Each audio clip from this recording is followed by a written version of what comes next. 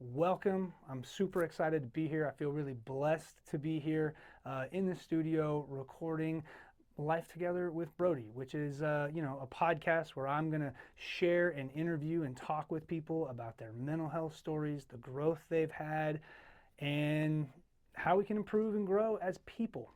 Um, I do a lot. I work a lot with parents. I work a lot with teens and young adults, neurodiverse community. So I got lots to share, and I'm looking forward to it. And I just want to start by first and foremost saying thank you. I'm extremely blessed to have a great place here in the Woodlands, Houston area called Fusion Academy that lets me use their friggin' sweet studio. I got a great dude named Jason who has taught me how to use this equipment pretty well, and has just kind of helped me guide through the way. So an enormous amount of thanks and appreciation to both Fusion, Jordan, the head of school, and Jason for helping me with this. And let's move right in. My first guest is a man that I've known for a while. His name's Adam Zafran, and we're going to talk a little bit about how we got to know each other, a little bit of his path through his high school years into post high school as he kind of learned and grew and became a little more self-aware, became a little bit more self-confident, and his current journey. He's done a lot. We're going to talk about Gateway Academy, which is the private school that he went to, school for kids 6th to 12th grade with social and learning differences, and some of the lessons he learned there that he was able to take on into another high school and then on post high school. He works in the film industry. He's a really cool, fun guy, and I hope you learn a little bit. I hope you take away some of the lessons he's learned. If you're a parent or if you work with teenagers, young adults, particularly those on the autism spectrum, this is a guy who's got some wisdom to share, and he's got some really heartfelt insights for himself. He's an honest guy. He's learned to be pretty honest with himself. He understands some of his struggles that he has to get extra support for, and he understands some of the things that make him uniquely awesome. So I really hope you enjoy hearing the conversation between my man Adam and me. Thanks for joining us. Wake up. Okay, so today I'm talking with Adam Zafran. This is pretty actually quite special because me and you've kind of kept up with each other periodically over the years. Oh, no, absolutely. And originally, we met when you were a freshman.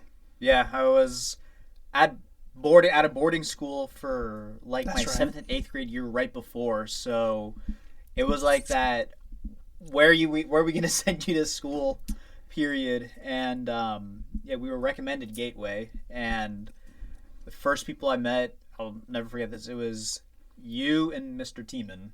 Okay.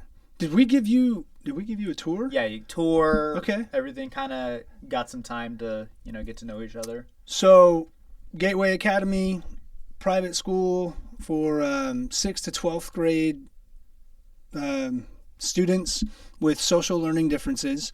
What made Gateway a good fit for you? Like, what was the conversation between like you and your parents about why Gateway would be solid for you? And then you can talk about me and Mr. Tiemann's. I'm sure we were ridiculous in that tour. No, you guys were actually pretty fun.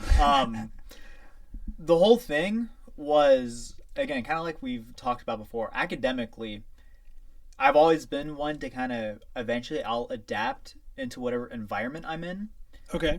So the whole more important thing that I think my parents were really concerned about was being able to accept accept these social differences that I had, because for the longest time it wasn't exactly the point of conversation I'd like to ever bring up, or it's not something I would have liked people to know. Yeah, it's a really difficult thing in general, right? Like going through your teenage years. Oh, no, yeah. Right? Like the common goal is like, I just want to fit in and not it's be... like with teenagers, they already have an identity crisis as it is with they're developing. It's when you add the neurodivergentness and the social differences, it definitely it's a little more challenging. Yeah, it can make it a little ostracizing. It can be a little bit tougher to make friends or Absolutely. navigate the social world. And high school for sure has a lot of social world. And middle school has a lot. Middle school is just brutal. That's another read altogether. There you go. So what made so you toured Gateway? Yep. And what do you remember from that? I remember, like, I just got to meet a lot of, the teachers. I definitely got a little more one-on-one time, Okay. meeting everyone. How did you feel, if you recall, like, did you feel like this would be a good fit? I remembered it being very welcoming. I remember I was like, oh yeah, I'll have fun here. Okay. Because I've also always been someone who I always talk more with adults. So Okay. the vibe I got from the teachers, especially, the first impressions I got from both you and Mr. Tiemann were pretty pivotal on how I felt, moving forward. Yeah, one of the things that I've always loved about Gateway, just the staff, the teachers, everyone there has a real passion for connecting and relating to and just being quality relationship with the students. And I think that hugely helps. And I think that's definitely that whole school experience. I think that's definitely one of the upsides of the smaller setting is it kind of gives, a little more opportunity for teacher-student dialogue, whether it's one-on-one or just, a little more of a quality connection like you talked about. Absolutely. Especially when you go to a public school or, or even a private school with like a bit of a bigger class size. Yeah. When you got 20 to 30 kids, or in some cases even like 60 kids, it's almost impossible to make that one-on-one connection with. It takes a different kind of effort. 60 exactly. Yeah, and you kind of get pocketed. Which I've seen happen. It's just very rare. Yeah. So and it's not easy either. Yeah, for sure. So when you toured, the vibe felt comfortable. Yeah, no, absolutely. Do you remember kind of like, I don't know, do you remember what your parents thought, or was this between a few schools? What was the conversation at home like? It was,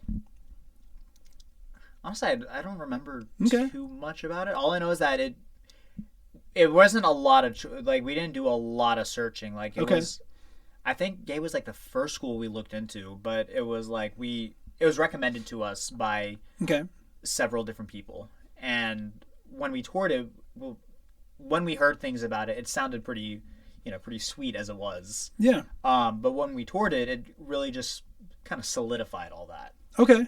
And was there anything, I guess, in particular that stuck out for you? Or was it just kind of like, oh, this feels good. Like, I could do this school? In particular, I think it was just, there's just a lot of, different cool opportunities that came up. You were talking about all the theater stuff, all the... Yeah. Initially, the fitness stuff, which I know you guys were really big on, was really daunting in the beginning. Okay, so what is... Explain to the best of your ability, Fit Club at Gateway Academy. So, basically, the whole idea is that, kind of getting your blood flow moving, just getting some exercise in wasn't it like it kind of just makes you function better? You feel better throughout the day. You feel more energized. That's the scientific way of saying it.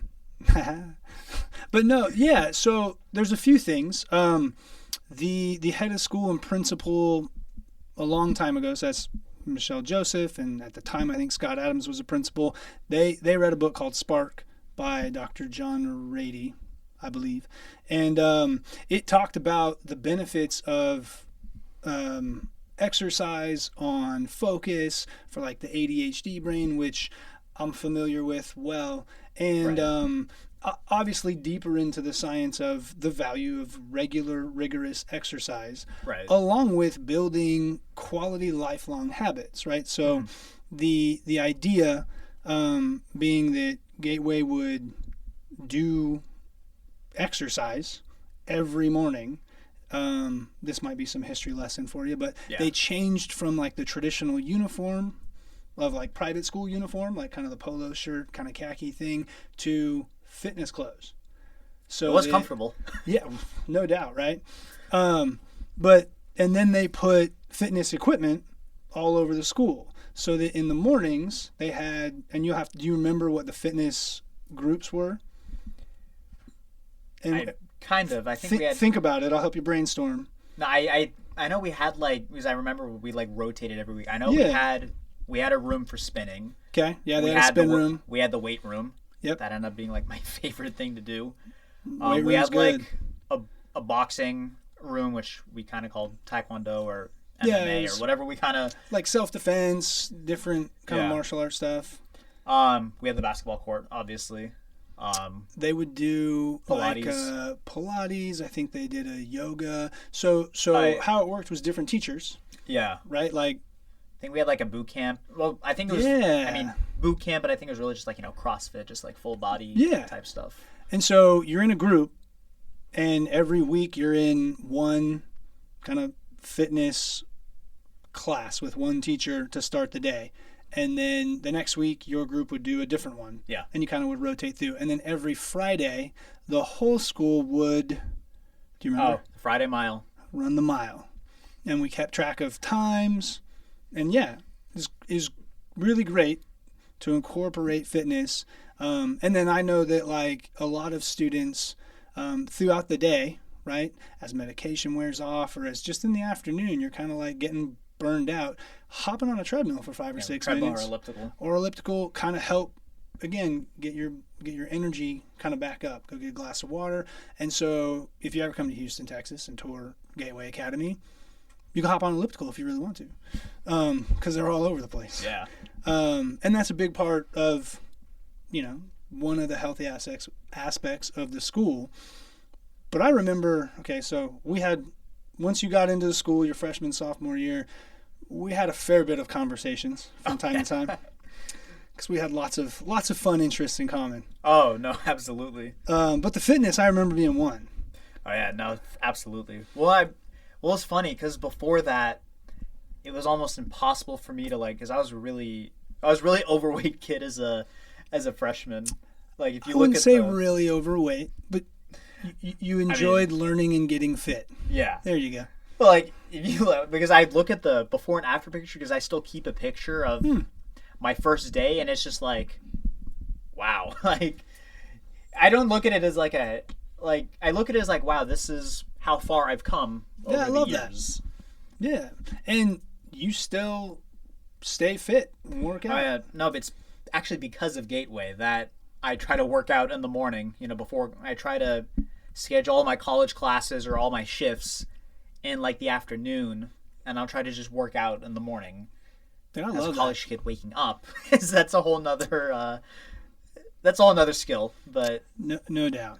Okay, so fitness did you have a favorite class by any chance? I guess the weightlifting. Yeah, weightlifting was fun. I liked the martial arts and taekwondo. Yeah, that was a good time, Mr. Kelly. Yeah. Yeah.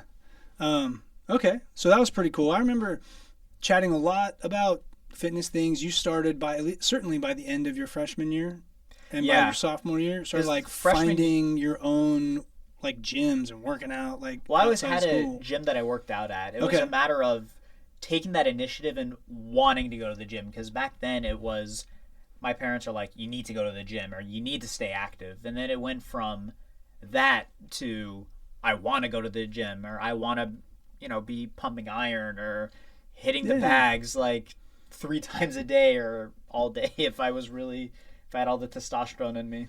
I love that to do so. I love that. You keep track your progress, or have you in your life? So I'll go at times? through phases where I'll really keep track, and then there'll be other phases where it's okay, am I just staying healthy? Am I doing it for, I think that's, well, for me that's pretty typical, and lots of people that I know try and stay healthy, and then every now and then you kind of have a goal that you're in my case with after. my career aspirations, as an actor, when it comes to getting in shape for a certain role, then it's where it's okay, I really need to be keeping track of everything. How much am I working out? How much am I eating? What am I eating? That's when the discipline really, really needs to kick in. Yeah, that's huge. And so you connected with a lot of teachers there as well. Oh, absolutely. And theater. Yes. Theater's another one of my favorite things at Gateway. They put on two, we'll say like big performances every year, a play, Yeah. and then also kind of like your variety show style, just evening of entertainment. Yeah. Did you participate in both? did. I know you did. I did the second one. Okay. All I remember is that because I did like a stunt performance thing, and That's from what right. I think from what I was told, that was like the first time anyone had like that was the first year they had done stuff like that. Okay. I That's pretty think sweet. it was What was the play that the you were in? the plays or the variety show stuff. Plays. So I did Robin Hood my Okay. freshman year, and then I did A Midsummer Night's Dream my sophomore year. Very cool. And what did that do for you? Like, what So- drew you to the theater? So I was always a behind the scenes guy. So movies has always been my thing. That's actually the career I'm going after now. Okay. But what was interesting is, again, like I just mentioned, I was always behind the scenes. I was always wanted to be behind the camera, doing all the, the production stuff. So my freshman year, there were no opportunities for that. So it was Miss Hoster teaching that year. This is before I think she had went Okay. to Africa. She's And, back, by the way. Huh? Oh no, I know. I visited last year and I Cool. reconnected there. No, but so I was encouraged. I don't want to say push. I was encouraged to audition. By encouraged, I mean, I was like, you should really do this. You should just give it a try. It was a high recommendation. Yeah, very Was high this by recommendation. your like teachers or parents? Who was doing? No, it was Miss Hoster. Okay. Oh, okay. And Miss Sanson actually too, because I think Miss Sanson had just started that year. Okay. Initially, I hated that I was pushed to do it, but now looking back at it, if had they not have done that, I probably would not have found one of the biggest passions in my life and what I'm actually trying to do as a whole career path. Yeah. So like, in my mind, that's like a huge. Not only like gave you some experience that you were a little nervous about attempting, Yeah. pushing you just outside that comfort zone, Oh, absolutely. but not so far out this can be overwhelming. Like they saw saw that potential. it was there. Yeah. But then the confidence building Oh that no, comes absolutely. along with the process of performing on a stage. Yeah. I mean, like, I'm a super fan. So how did that work for you? Like, do you remember some of those rehearsals or how that kind of grew? The for you? rehearsals weren't. I mean, the rehearsals weren't bad because again,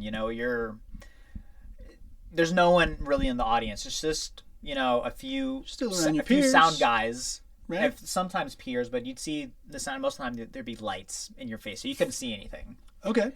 But we'd be rehearsing for hours and hours, and even so, there were times where I was like, I don't know if I got this. And this is also the first one I did was Robin Hood, so I had a smaller part, and I was still very new. Stage direction, knowing how to stand. Me being neurodivergent, I would always get fidgety. So it was very nerve-wracking. So you had to build some almost like self-discipline during those It rehearsals. wasn't even that. It was like, even the night of the performance, when we had the final play, I still had second thoughts. And then I just had to get on stage. Everything just naturally kind of came out. And then I just rolled with it. And I'm like, wow. I felt really good. I definitely had that confidence booster after that, to where the year after, Yeah. I auditioned for the Midsummer Night's Dream play. I wanted to audition for a much bigger role. Yeah. It's also because we watched the movie and I wanted to play Christian Bale's character. But nonetheless, it was still a very, Love very the good high experience. aspirations, man. Yeah, exactly. Get after it. Okay. I love that, dude. I did a little theater in high school, little bit of acting, but I was very much behind the scenes. Right. But even, again, my experience was a little different. But I love the arts. Oh, no. And I love the absolutely. community of lots of people working together for this thing. And everyone has a role. Mm-hmm. And for it to go smoothly, everyone's got to be on the same page. And that just requires a lot of effort and Well, I think lot of practice, rehearsal, and what I learned going into my field is, even if, as a director, if acting is not your specialty or vice versa, it's important to learn that, so it's very easy for you to put yourself in the other person's shoes. Yeah. How does this field operate? Because I can tell a you little bit of firsthand, perspective if taking. you don't know that on a set, there's a lot of Not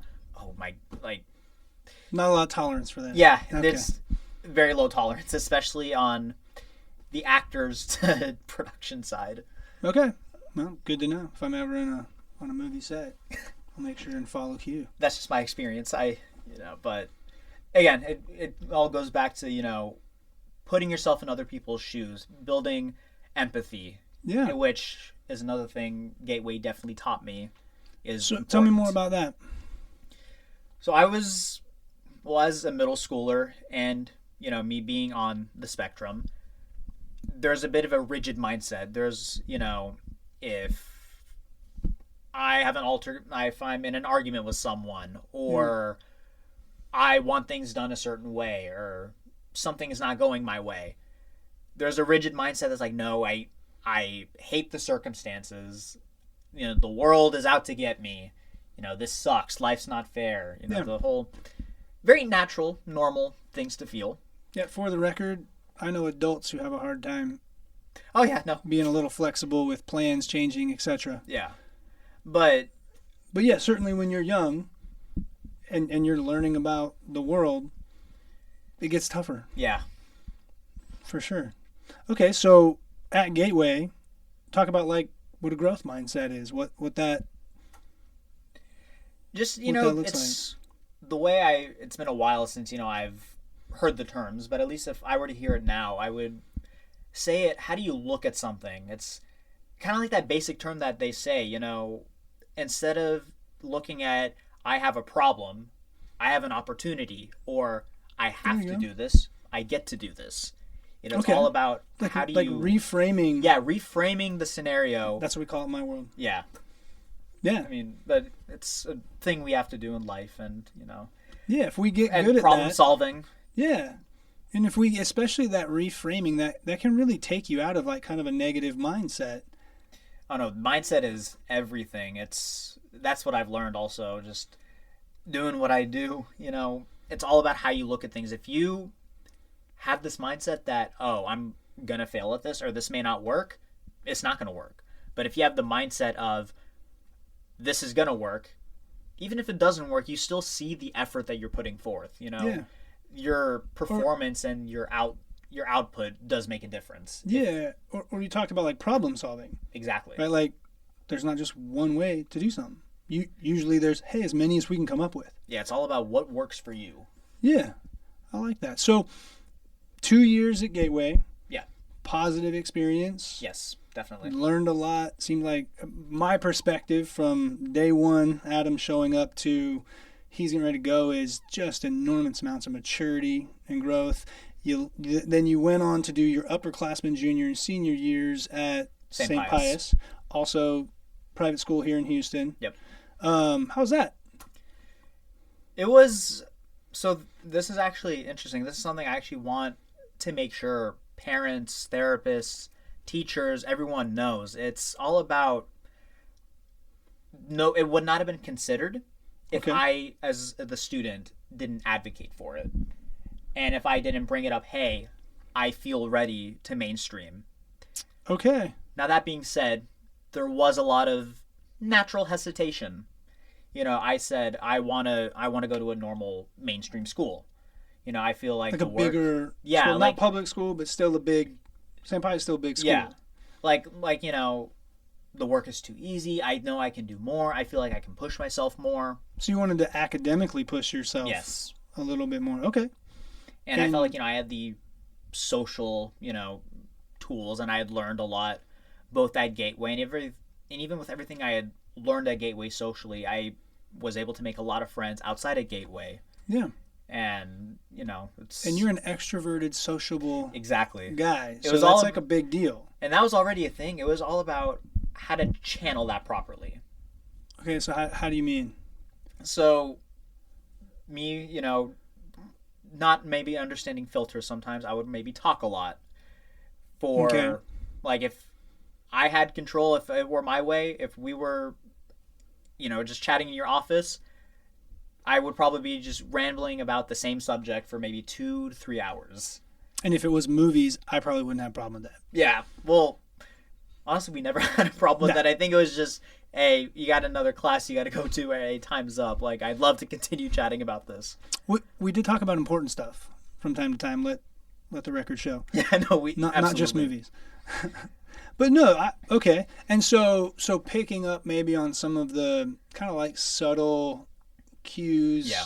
that people tend to, the like, oh, okay, grab my phone. I'll start looking away. Like, So sometimes they get missed. yeah, So one of the things that in our, as we connect every now and then and as we talk and stuff, we talk about, things that your jobs you're working at, yeah. how you're doing in life now, and how do you approach a job or like a boss and help explain kind of like what your needs are to like be a good employee and There has to be a sense of acceptance first with these are things I struggle with.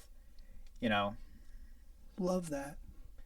You just got to be honest with yourself. Yeah. Like, there's That's tough for everybody. no, absolutely. It took a lot of work. It took years of work, but eventually, it all goes back to how do I want to look at it? Do I want to look at it as this is a weakness or this is what makes me who I am? This is, yes, it does come with challenges, but it also comes with strengths. And it comes with things, it gives you certain abilities that Yeah. you have like a bit of an upper hand. Like, for example, I have a really good photographic memory. I have a way of remembering things that a lot of people probably don't. Like, actually, there's a funny example that happened recently. So I lived in LA for a year. Okay. I moved back and I had my cat over there. And recently I had to get his vet information. There were 4 vets in the area I was in, and I could not remember for the life of me which one was it. Having a good photographic memory, all I remembered was there's a really good pizza place that was right next to the vet that I would always eat at after I took him or after I dropped him off for an appointment. So I'm like scrambling for the information. I'm like, oh wait, let me just find the pizza place that was right next to it. And There you go. it's all about problem solving. Yeah. Next thing I know, I got however it works. the records I needed, and That's freaking awesome. yeah, it's Good pizza. oh yeah, good meatball subs too. That's actually what I used to go for more so. I could take down a meatball sub. Okay, so that's pretty awesome. Yeah, And so as you approach like a job, you gotta just be transparent, honest with yourself. Yeah, honest with yourself. so that you can, Before you even start talking with other people, yeah, the self always comes first. That's one thing I've always learned. Is before how you every counselor and therapist out there is like, yeah. Keep going. Sorry. Yeah, no, all good, all good. Yeah, no, it definitely you need to be able to accept that for yourself because, again, what you're thinking is essentially what you're gonna it's what you're gonna perform. Okay. Even if you're saying something else, Yeah. actions are gonna show a different story. I got you. Okay. And so for you, you've gotten comfortable, Yes. more comfortable.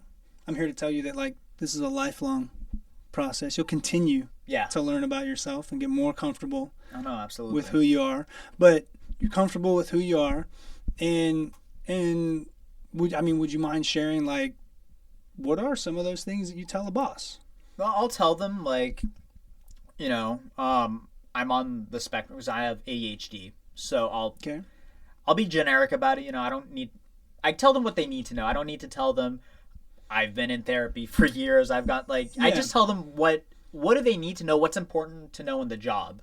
Okay. Now, lately, So does it kind of depend on the job? yes, it absolutely depends So, on the like, job. Right now, you're lifeguarding, Yeah. correct? So what is so- something that might... So attention span, Okay. especially with someone with ADHD, attention span is an issue. Is that easier as a lifeguard, or is it harder because you're just kind of like sitting there scanning the pool? Well, now what they allow you to do is you're allowed to actually walk around when you're Okay. on stand. So that's what probably helpful. Yeah, I don't know, it helps me a lot. It gets good steps in. It's stimulating for sure. And so even if you were working at like maybe like a community pool where they weren't necessarily walking around, someone might ask, "Can I just pace near my That's post typically or what my stand?" that's right? typically what actually even a lot of people that aren't neurodivergent I'll see doing that, because in the end, sitting on a chair just watching water for an hour, It's like almost relaxing, right? yeah, I mean it Can be. it gets relaxing. Well, not just, I mean, not even boring. It'll get relaxing, especially it's calming when it's quiet and there's not a lot of kids at a pool. It's easy to doze off, So, especially. yeah, so moving around even helps. Yeah, no, absolutely. Keeps you attentive and focused. And so you went out to LA, did a little, Yeah, I did a Did a year little of film school school out out there. there. came back. You're U of H? Yes. All right, Cook's house. And what are you working on now? What's your life like? So I'm going into my senior year. Nice. Getting a communications degree for media production. With aspirations of... So the end goal is to open up my own production company in Texas, maybe expand it, across the country, but base it in Texas. Also me having a Arab Middle Eastern background, trying to build, foreign relations. Okay. which And you I've had. have family and Yeah. other And I have, connection. You're out there. Yeah, I have Yeah, you I travel. have a lot of connections. Okay. Dude, So I I love definitely that. have a good, healthy outlet to do that. But again, I wouldn't have had that experience without having the rough find yourself year in LA. At first, a lot of people would think, oh, that like this sucked. Like it held me back. Like I just went through all this, which This is a pretty hard year. yeah, it was. I mean, I was alone. The school I was at, they didn't do dorms, so I was. Thankfully, I had parents to help support me, but it was Yeah. still living by myself, functioning by myself, and in That's a quick learning curve. unstructured environment. So that's quickly when I learned, okay, what do I want to do with my life? What do I want to do with my career? Because Yeah. especially in the entertainment industry, you can be put in uncomfortable situations. I imagine that happens regularly. Yes, it's a very regular thing. And, at some point with, redirection from my parents, it was, do I want to be living the rest of my life like this? Is this Yeah. how I want to be living my day-to-day life? No structure, just uncomfortable situation after another. So That can be a bit overbearing. it was very overbearing. Were you able to like create some friendships and have some social? There was still definitely friendships I made that Yeah. they're still close friends that they're still very close to me now. Awesome. So there So there it are had parts its of good it that were parts. good. Yeah, no, and the experience as a whole, I learned a lot, about the entertainment industry. For sure. And in the end, even if a lot of parts of the experience weren't great, had I not have gone through that, it wouldn't have pushed me to kind of reinvent myself almost into Can I what have tweak going on that? now. Sure. Find yourself a Yeah. little more authentically. Yeah, actually, that's a better way of putting it. Right? Like we can try and be whoever. Honest Well, us is yeah, I coming guess out. reinvent wasn't the Yeah. right word. No, you're good. It was definitely That's how it feels. yeah. That's how it feels. I mean, I did learn a lot about myself. There's a lot of mindsets or ways that I thought of things back then where might I be in a situation similar now, I would think of it very differently. I would approach Yeah. it very differently. So So in my mind, like, you got some great solo, lonely life lessons. Oh, absolutely. Like, those are valuable, Yes. right? Like, those absolutely help guide you to being. Oh, it's inevitable for Yeah. anyone in that, in that position when So- you're transitioning from high school to adulthood. That's going to continue occasionally, Yeah. right? Like, life is full of tests. I'm still going through it. Yeah. Especially going through senior year of college. Now the conversation has naturally come up of, okay, what's next? Yeah. How are you going to support yourself? There's pieces of the world of adulthood that you haven't come across yet. If there's one thing I've learned about adulthood, it's not just about, oh, I'm 18, I'm legal. There's a lot of maturity that comes with it. So every 17-year-old out there, Yeah. that's not how it works. It's not everything it's cracked up to be. You do get a lot more freedom, but with freedom, there's responsibility that comes into it, and it's all about how you use it. That's right. The way I talk and the way that I phrase this with young people that I work with, the more you handle and take care of those responsibilities, that really earns you freedom. Oh, absolutely. Right? If you don't handle whatever responsibilities you have, usually those lock you in, and those create the confinement or the No, absolutely. the prisons that we encase ourselves in. It's kind of like backwards thinking. Yeah. When I was 16, I didn't want any responsibilities. I just wanted to play all day. Yeah. That's not how it works. In order to play all day, got to handle these. Yeah. That's a great life lesson, man.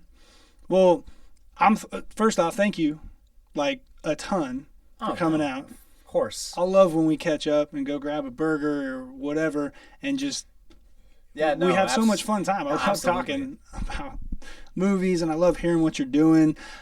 I also want to give you, like, just awesome kudos for, you're the one who initiated and keeps in touch with people, right? Like, you come back and visited Gateway, you reached out to me. It makes me feel like I got to go find the list of people that I haven't talked to in a while and, like, catch up, because, like, that's a good example for me. So I thank you. No, of like, course. that's fantastic. That I have to thank my dad for, actually. Thanks, Pops. Yeah, because growing up, my dad was always like that. He's to this day, he's still a very important person, in the community. His world. Yeah. Well, in the medical community and the Islamic community and the political field. He always taught us, the importance of maintaining the connections and the relationships you build, and just not being too quick to, not burn bridges, but just, don't. Yeah.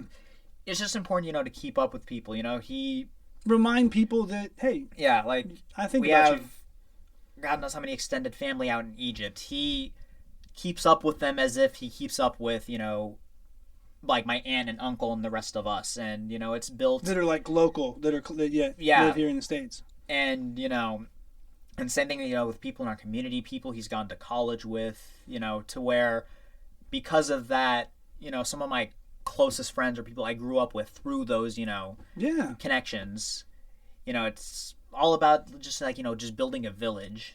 That's a big value he made sure to give us, me, my siblings, my family, as we were growing up. He did a good job, because, again, like, that's a tough thing for me to do. And, like, the fact that I see you doing that you do that with me, like, reminds me and helps inspire me to, like, get on that. I got lovely people in my life that I need to reach out and remind them, like, hey, it's been a while. I still think about you. I still care about you. Let's get together, or Absolutely. just any of that. And nowadays it's easier than ever. So it's not like I have a lot of excuses. So appreciate that. Appreciate you coming on. Love talking movies. Yeah. Oh, no, just as much as I do, we could go hours and hours on that front. So the next portion of the podcast will be roughly 2.5 hours, and we talk about probably just like 1 or 2 movies. No. Adam, again, thank you, Adam, for coming on, being my first guest. I hope this episode was great. Listeners, I hope you learned something. I hope something stuck with you. It helped you view something a little better. And thanks for doing life together.